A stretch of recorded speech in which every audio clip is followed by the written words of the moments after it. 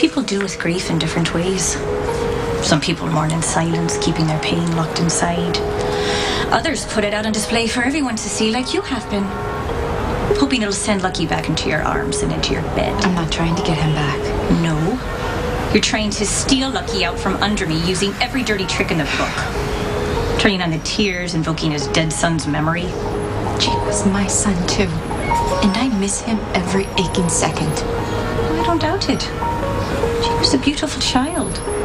Loving and happy. He had no idea that his mother was a lying slut, hell-bent on eliminating the competition for his daddy's affection. What was going through your head when you injected the wrong medicine into my IV? Was it relief? Satisfaction? Were you giddy with anticipation, knowing that Lucky would finally be free of me? It was an accident. Oh, an accident that would conveniently solve Lucky's biggest problem. The ball and chain that's been weighing him down. Keeping Lucky from being with you. I picked up the wrong vial. It was a stupid mistake. Oh, a mistake was in the amount. You misjudged how much it would take to kill me. I have two beautiful boys who mean the world to me. Why would I risk my life with them just to get rid of you? You didn't think that you would be caught. I was supposed to have died. It happens all the time in surgery. No one would bother to look into it. Oh, yeah, well, except maybe your husband, the cop. Oh, no. Lucky would be too busy getting consoled by you. Okay. I am so done apologizing. I'm surprised you don't care about the thoughts running through my head. Wondering whether they're the same as you had right before you injected my IV. If so, is it really that smart to be standing that close to the edge?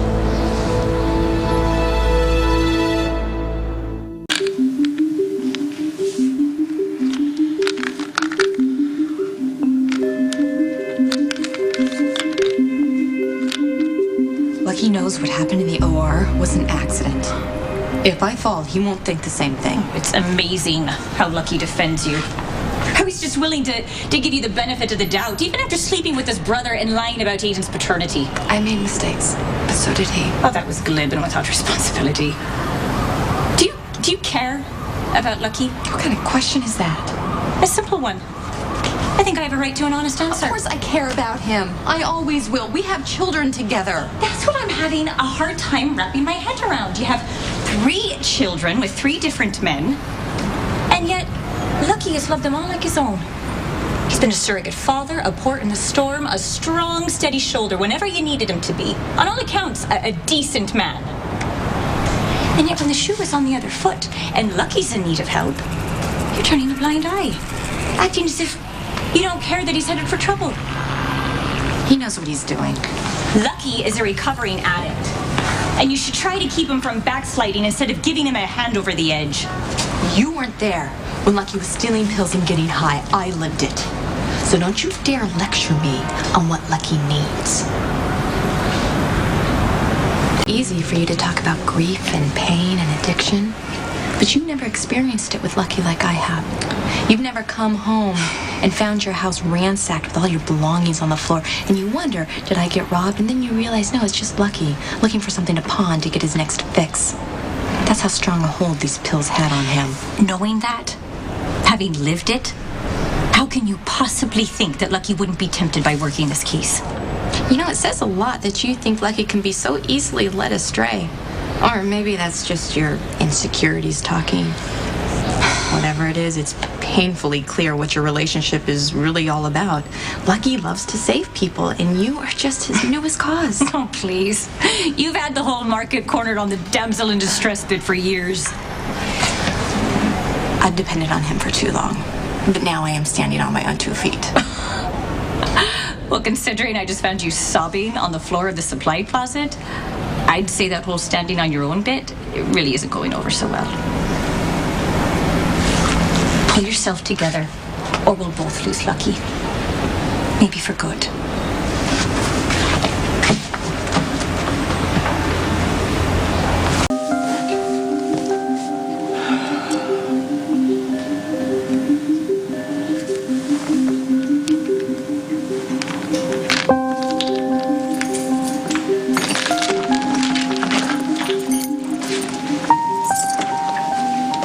Glad you're home. Yeah. Were you afraid I'd be out? Getting high somewhere? This isn't a joke, Lucky. Well, at least we agree on something. Look, I'm sorry if you feel like I overstepped with Ethan. I just feel like I have a right to be concerned. I'm your wife. And I'm a cop. If I need to meet up with a dealer to get information, then that's what I'm gonna do. You didn't have to take this case. Maybe I wanted to. To prove that you're better than your father? You already have. By getting help for your addiction. Siobhan, this has nothing to do with my father. Or Elizabeth. Or anyone else. Do you honestly think that you can be around pills and not be tempted? You know, I wish everyone would stop treating me like a junkie. I'm clean. And I plan to stay that way.